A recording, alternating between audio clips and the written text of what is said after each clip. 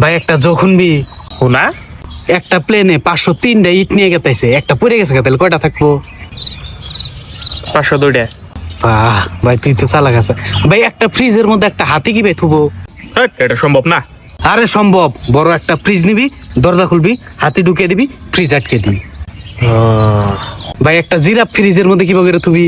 Same যাবা করে হাতি তুলাম।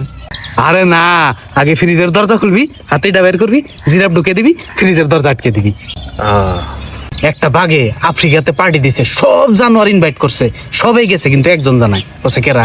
হাতি। আরে না, জিরাফ বুঝি ফ্রিজের মধ্যে আছে ও। একটা গেদি একটা নদী পার হবো, নদীতে দুনিয়ার কুম্ভীর, কিন্তু তাও নদীটা ভালো করে পার হয়ে যাও। কি ভাই? কি ভাই? আরে হাতুর বেড়ে, কারণ কুম্ভীর তো সব পার্টি হেবার গেছে। ও তারপরেও নদীর আধা নিতে যাইয়া গেদিটা মরে গেছে। কেমনি? ডুবে যায়। আরে না, ওই যে প্লেনের থেকে যে একটা ইটা বললো, ওটা যাই ওর মাথার মধ্যে পড়ছে।